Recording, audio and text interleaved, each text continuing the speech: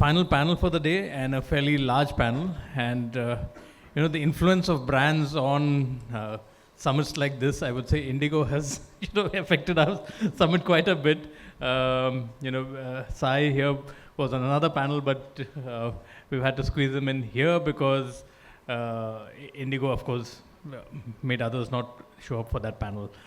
Anyway, this last panel I think is a pretty interesting one. It's about the future of storytelling.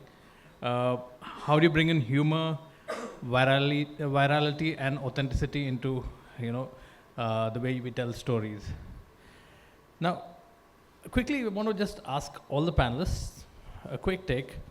What makes for a good story? Does humor always work? I know humor is a good icebreaker, but does it always work? And is there a risk of brand damage in the quest for virality? Where do you draw the line? Start with you. Right, thanks. It's simple. I mean, in advertising or any form of storytelling, all these emotions exist. Yeah. It's already and always about contextuality, correct? You cannot go to a funeral and crack a joke, right? So it's as simple as that. Yeah. It's about what is the story that you want to say, what is the role that you want humor to play, and where you draw the line, right? If you answer these three questions, I think humor can be fit in beautifully into any storytelling. And that's why comedy has a spectrum, right? From slapstick to dark humor, right? Because there is a very interesting spectrum available in comedy or humor. And I think if you answer these three questions, you should probably get the answer to that. Okay. Quick take from you, Nishant. Yeah, I think similar to what you just said. See, we are living in a very attention-seeking, behavior of people, of audiences. So humor definitely is one of the hooks which draws people to your content, makes it relatable, shareable. So therefore, definitely it works. It's one of the main pegs which all brands are working on. But again, when the brands use humor to drive virality and content, they should keep the cultural pulse into mind, their experience, because we know from our past this worked, this didn't work. Keep the trends in the site, what is working, and then lastly, the brand has to be genuine. It has to have right intent. If the intent is right, and you are keeping the culture pulse, you can do multiple things. So, a couple of examples just come to my mind. So, Wendy's is known for roast globally, roasting people, roasting brands. So we now launched Red Hat Baddie on LinkedIn. LinkedIn is a very formal media, but there we have started that roast. Wendy's will ask people to talk about them, and I'll roast you, and people are just enjoying that. And here we did a roast show also in one of our offline stores. I think in Fasos we launched burger wraps. Yeah. So we kind of roasted Burger King, McDonald's, KFC, but again that was in a context, in a genuine manner, highlighting our product, and it was not to demean and put someone down. So I think all of that, if it's taken care of, it works. Okay, so humor works. Ramya, what's your take on how humor can work, and where do you draw the line with humor?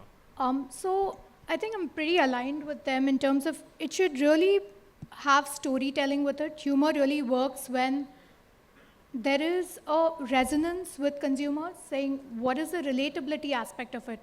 If you see recently, Biswa was doing a show and he was literally making fun of Vijay Sales, of how Vijay Sales is such a common name. Like they had no branding, no objective and things like that. But it really took off because it's so relatable. We all felt the same thing. We all had that resonation saying, oh yeah, we literally think the same way. And then to do a campaign with him, actually, so that's like adding value to your brand. So anywhere where it fits directly, humor works brilliantly. But if you're trying to force fit and trying to create a narrative which does not go with your brand values, ethos, then there's a misfit. So the storytelling narrative has to be key while there's anything to do with humor, virality, etc. Right. Sai, when it comes to you, you actually probably benefited from something like this by becoming generic to the category, right? When you want to buy insurance, it's like I'll buy it on Policy Bazaar. When people are considering insurance, so that there I wouldn't say it's humor or virality. It's more of the authenticity of the brand, right? So how did that kind of work for you? Yeah. So when you, I just want to get this correct. That when you say how does it work, work means what? Work for whom? I'm assuming that works for the audience, works for a brand, and there is an action.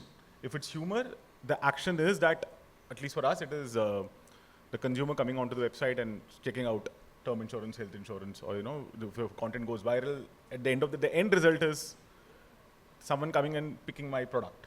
Yeah. So that is the end result. That's what we are talking about, right? So in that sense, Policybazaar as a brand started off with humor. So in a category which was quite morose, where everyone was talking about death and death, disability, and that's what the entire category was talking about. We were the first one to actually break the clutter and start with humor, be it our Ullu campaign or Kapil Sharma or Akshay Kumar as a Yamraj, or so that kind of really stood out and then made us stand out in the market and the entire compare karo narrative of which was very new. So at that point, humor really worked for us because that kind of got people to a website and got them to download the app or saw a clear value proposition. But over the years, what we felt is that that the more and more we also matured in the category, we understood why the insurers used to be more authentic than just use humor, because what happens is that in our category, people usually tend to forget because COVID happened. Immediately post COVID, the demand dried up because people have tendency to forget.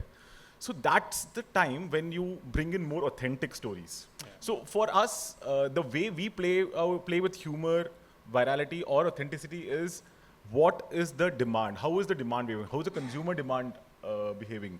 So we have seen that whenever there is a dip in consumer demand, it's just not the traffic is just not coming. The consumer, whatever piece of communication you put out, whatever the best humorous communication you put out there, but even then the traffic is not coming. We know that they have forgotten about the category.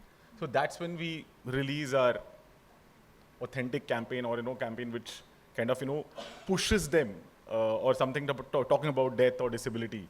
So we play it because we also have the data of over the past 12-13 years. So we know how which month what kind of campaign one needs to follow.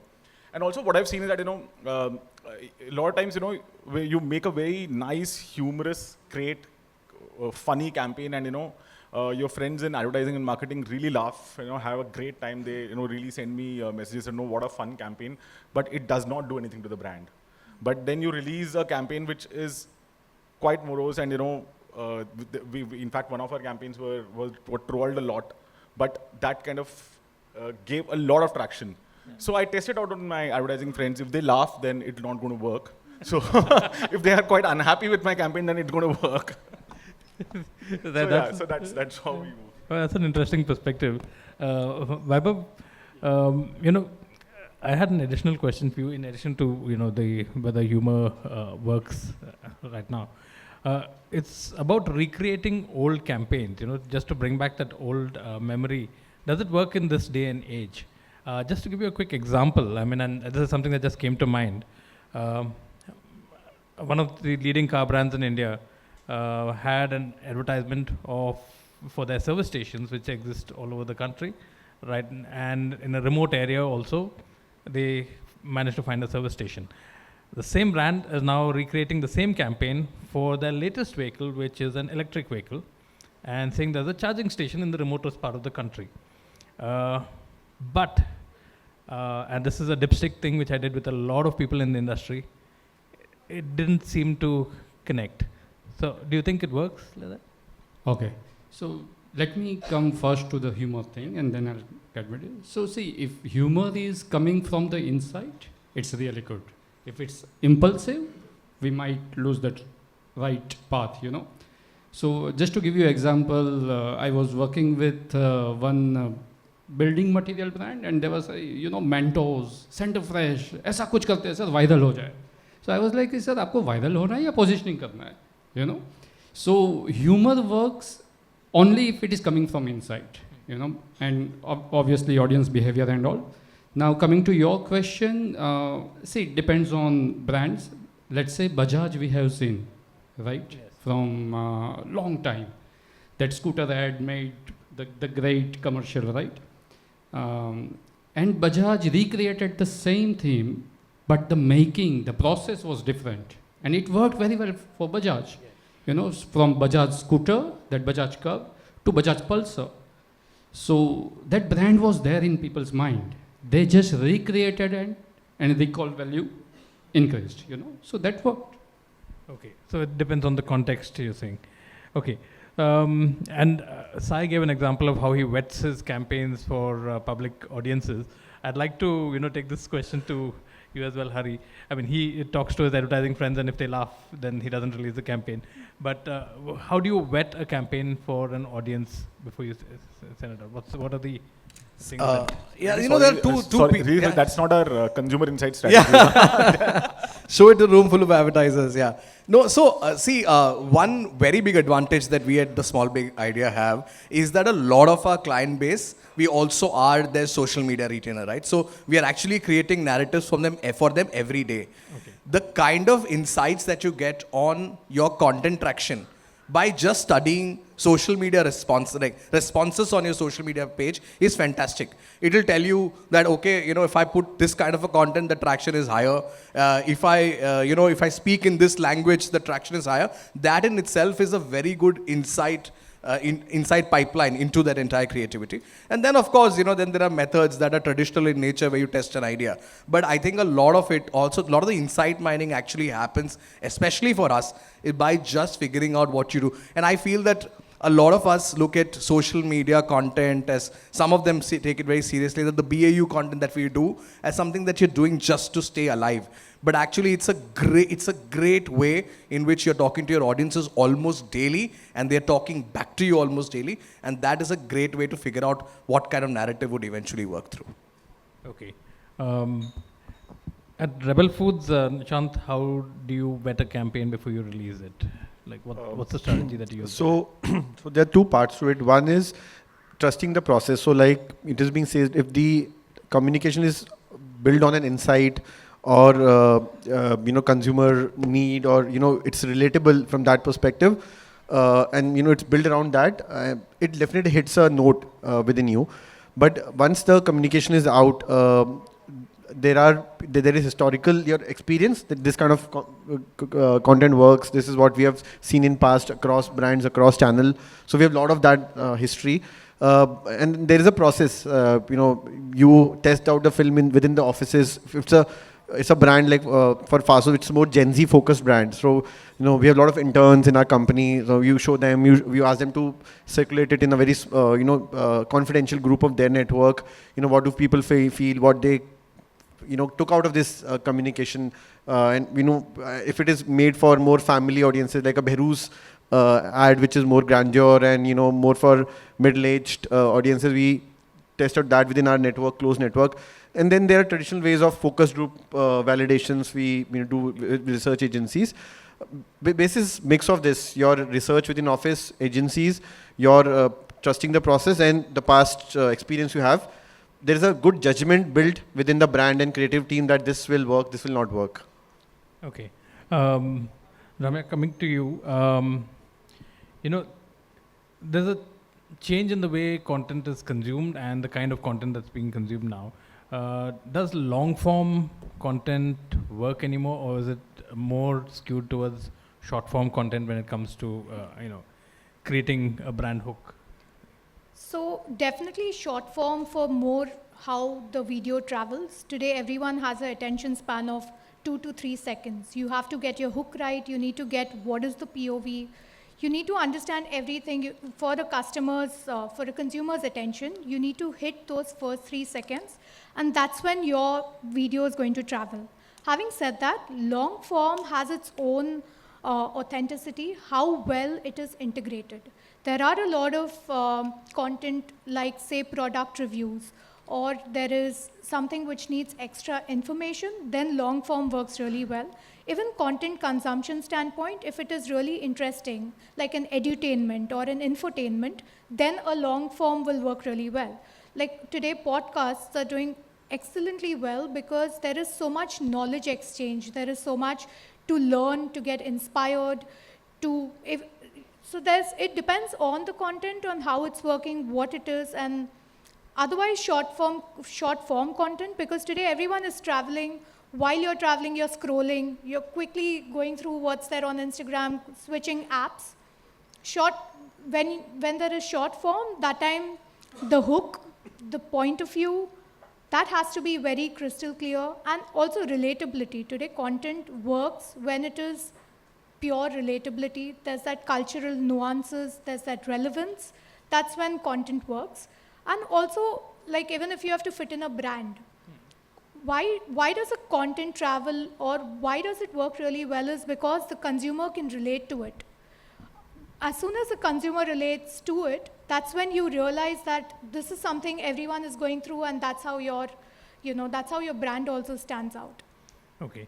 Saib, your take on what works for you, short form content or long form, especially in your industry? So before that, I have a very interesting story on this entire hook, creating hooks for videos. So recently I met someone from an agency. They came and said that, we have our in-house hook director.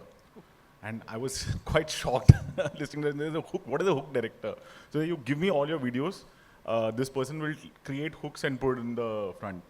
And I was like, aren't we like really overhyping this hook? Because in a classic advertising or a marketing term, a hook is a headline. In a classic print ad or an outdoor hoarding, it's the headline that you write. It's just a headline. So it is something which captures the imagination of the audience in the immediate 2 seconds, and which has been in advertising and marketing since it has been there. So I think so this is my 2 cents on hook, that it is actually a classic advertising trope of grabbing an audience attention. But for us, both works, to be honest, because insurance is a product which needs a certain amount of explanation. Even some of our insurance influencer collaborations, we've seen that a dedicated long-form content works brilliantly for us. But at the same time, there is the shorts that we work with influencer or short that we create in-house, that also works. So it depends on product to product. Like for example, there is a feature called a waiver of premium. I can guarantee no one can explain that in 10 seconds or 15 seconds, because it's a beautiful feature of a child plan, and it needs a certain amount of explanation. And we've seen that, and there are other benefits, like, there are in health insurance, there are maternity benefits, there are features, and so it requires explanation. And we've seen that, it works very well in a long form content. At the same time, there are like a interesting short story for why you should buy a term insurance, or like what you're saying is category building content works best in short form, but whereas an in-depth product explanation, that's why you also have unboxing for different categories. So it is different. You can't say that because of Reels long form is dead. It has its own purpose. It's like Reels would do your work for the top of the funnel. It's creating curiosity, but once they come to the website or once they come to the YouTube channel, they would need an understanding of the in-depth knowledge of the product. Yeah. So that actually brings me to the question of the kind of content that is being created. Does well shot, polished, professional camera work, all of that, video work, or does phone shot, vlog style videos created by content creators deliver more authenticity? And Vaibhav, you want to take that? What works better? See, sir, short format or long format? Well shot, like if I'm shooting with ARRI and with anamorphic lens or then everything, or I'm shooting with a phone, right? Is it connecting with the audience? That is the question. You know, it doesn't matter what format, what resolution, 19 by 9 by 16 or 16 by 9 or anything. Is it connecting with the audience? क्या वो धंधा ला रहा है finally, right? That is the core thing. So format doesn't matter, resolution doesn't matter, quality of video doesn't matter. The matter is it connecting or not, right? Short formats are amazing. We call it sharp format thing, because as a creator, in 15 seconds, we just need to connect with the audience. If we are connecting well, beautiful. Long format are there for memory, recall and all. So brand requires both the things, as Sir said, right? Short format, long format, very well shot, mobile shot. Everything works if it connects. Okay. Yeah, Hari. I'm going to add on to this. So I'll give you a classic parable with movies, because something that we work very closely with. I mean, just see, when did this large screen, high experience movies, when it broke out, right? South did it so well, and then everybody started copying that format. And they said, large, big theater cinema is going to be exciting everybody. The first film worked, second film worked, third film worked. Fourth film onwards, it started flopping. Yeah, you were putting more money to roll trucks and buses and blast things, but it started losing its sheen. Why? The story, which was supposed to be the hero, did not win. But you pick up a Rajamouli film, is it still high production? Yes. But does it still have a great storyline and a great hook? Yes. So I think that's the format to look forward to. It's not that just because people are consuming content on social media, they have aversion to good quality. They still have, they have a very big affinity towards great quality stuff, good cuts, music cuts. You should see the level of editing some of these creators do. It's crazy. So it is probably will put a film editor to shame. So I think that quality of whether it is editing quality, the right music, the right level of shots, I think it definitely exists. It enhances the experience that one sees when they're consuming content. But I think the eventual winner, and across generation, across ages, right from nursery rhymes to great movies today or advertising, is great storytelling, right? So that definitely remains the hero. Okay, so you're saying that the format doesn't really matter, similar to what... It's not whether it matters or not. See, I tell you why people have got used to this. You tell an influencer ki please abhi isko large scale ad short shoot karna to hi, you'll succeed. He won't be able to do it. People started shooting on phone. People said, hey, listen, it's not film quality, but I like what he's doing. So they got used to it. And then that content became my palette. So I can now consume content, only 30 seconds, shot in an area where there's a person roaming around in the background, technically what you would call the field, and I'm okay with it, right? That is giving you value. So I'm able to create value content without, and still entertaining without really spending a lot of money. That doesn't mean that the audience has grown averse to good quality, short content. Yeah. Right. Nishant, in your line of work, again, you probably have a lot of influencers, working on the storytelling for your brands there. So there again, coming back to this question, just first person vlog kind of content, does that work better for you? Or a very, well executed kind of like a short ad film kind of content work well for you? So I think quite agree to what everyone has said, that it has to be relatable, it has to hit the right note. On top of that, I feel that most brands can do, switch between long form, short form, switch between well shot versus a phone shot. But I think it also depends on the 3-4 factors. One is category you're operating with. Second, the consumer mission you are targeting, and the objective of the communication. So giving you 2-3 examples. So if you are in a luxury brand, which is not an impulse buy, but more a little thought through buy, and you probably would, the decision making wouldn't happen when you're traveling in a car, or you're in a meeting, or you're just bored.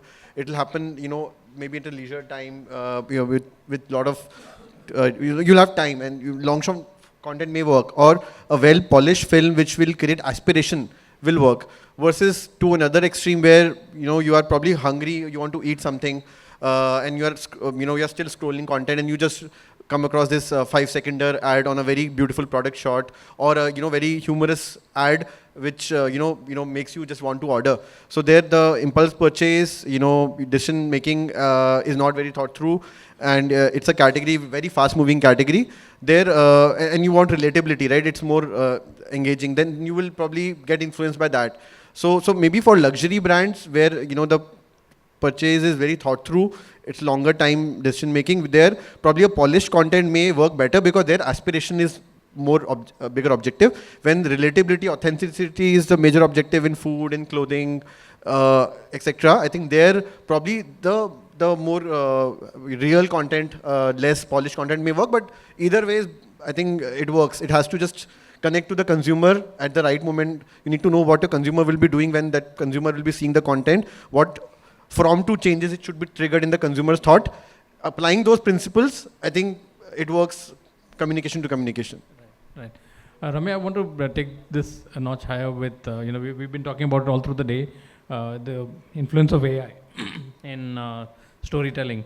Now, with AI, we've also come across issues of, hyper real videos. Also, on the other hand, you also have deep fakes being created, which can make or break a brand.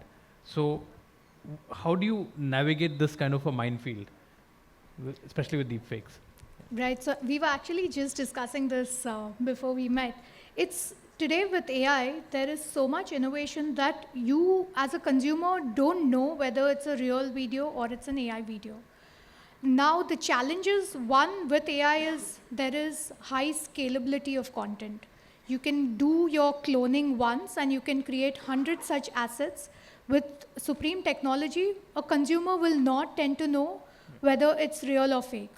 Now, where this kind of content works is when it's informative, because a consumer is following that creator or influencers because they're getting some knowledge sharing from them. So that's a plus whenever we say creators have their own avatars or they're cloning and no one knows the difference. What is a problem or a challenge is when it is deep fakes, when there is no consent. You're merging someone else's personality and trying to tell your problem or your solution, which is it's unfair and not true. So with deepfakes, that's a bigger challenge, and today everyone has internet, everyone has a smartphone, so you can't really say the difference. But where it really works is when there is information versus just content sharing. Like there are a lot of times we see celebrities face merged and there is something spoken about them, but there's literally no communication on those lines. So that's when a consumer can be misled, that becomes misinformation. But creating your own, your own avatar and then creating videos at scale, it's great because otherwise you can't typically sit and create so many assets and have a content engine. And I think I was listening to a panel before this. Someone said that everyone wants to be a creator, especially if they're, founders, CEOs, etc. With AI intervention, the scale becomes very doable, very possible. But with deepfakes, that's a challenge which has to be addressed. Okay. Sai, you want to jump in on, when you talk about authenticity over here, so there are genuine reviews. Now I'm talking about, when people review products and they review a lot of insurance products and all that also. How do you differentiate now? And these days it's becoming increasingly difficult to differentiate between a paid campaign and a genuine review from a customer, especially since everyone has access to videos and vlogs and Twitter and Instagram and Facebook. No, I think now the audience has become very, very discerning. So, one can easily make out a fake review and a organic just with the tonality of the way it is written. Usually, your paid reviews have a certain template to it. You can actually figure out, and people and consumers are very, very smart when if they come to even our app or any other website where you have reviews. So it is usually your paid reviews have a certain kind of template. Either something common would be there. Whereas an organic review is extremely heartfelt. You can actually make out. So you don't need an AI scanner for it. A normal human eye reading it can easily make out. But having said that, for a category like us, a genuine, organic, authentic review, a positive review, because we get negative most of the time, Not just us, but the category is such. So a genuine review from a consumer is the best brand campaign that we can get, because it just, what it does is, so when does a consumer give review in our category is when he gets the claim, because that's when he experiences the product actually. Because unlike any other category, in our category, when you buy insurance policy, you just buy it, you don't. So unlike a car, or when you buy a car, you can take a selfie with it. But in our category, when you buy a product, you don't do anything with it. You pray that you never have to use the product. So the real usage of the product happens when the claim happens, and when a consumer has a great claim, and is someone when he posts a genuine, heartfelt, organic review. So that's when the real acceleration of the brand happens. So a fake paid review, I think it will never cut through. So in fact, I was just telling the panel that tomorrow we have an event in Hyderabad where we are calling customers whose claim got stuck, and we've actually helped them get claim, our customers and people who are not our customers also. So we're doing an event and honoring them and honoring the agents who help them. So this when in our category, when customers are ready to actually come travel to a destination and actually talk and thank us, even though they're paying premium, but still they're in a trust deficit category like us, things like this really help. Yeah. Right. Vaibhav, just we're almost out of time, so just quickly winding up, and this is something I think you wanted to also speak about. In the age of technology like this, with AI coming in and changing the way stories are told and all that, how relevant is a creative agency, an ad agency? Okay, how relevant? They are asking us our relevancy, our existence. Yeah. Okay, so see, lots of news out there about agencies getting merged and big agencies getting shrink, layoffs and all that thing. See, this era requires different kind of model for agencies. Earlier there were traditional agency, creative agencies, they are doing positioning and all. They have different digital agency, then traditional agency giving it to some production house. Production house is hiring some freelance director, then post-production houses, Now post-production houses, putting XYZ charges on production house, they are doubling up, giving it to agency, they are tripling up, giving it to client, and both okay. Right? So, see, now what we require is hybrid agencies, Now, client is coming to us for positioning and strategy. We are doing it. We are giving the creative communication. Now, when they require social media and performance marketing, that team is there, already there, when we are, finding the right idea, finding the right insight. So they know it. Once that is done, it's in-house production. So we are producing, we are directing it, Okay. Then in-house post-production also. So there are no layerings. Budgets are okay with clients, first thing. And the main thing is there is ownership, When there are lot many agencies, lot many stakeholders, nobody is going to take responsibility कि ये campaign चलाया नहीं, Here we are taking care of everything. We are taking ownership. If it works, it's our credit. If it doesn't work, we'll say, कि sir, this is our fault. So agency should take ownership. Client should give that ownership to agency. And if this works, beautiful things will happen. Okay. So you're saying AI and technology can be a great equalizer also in this. Hari?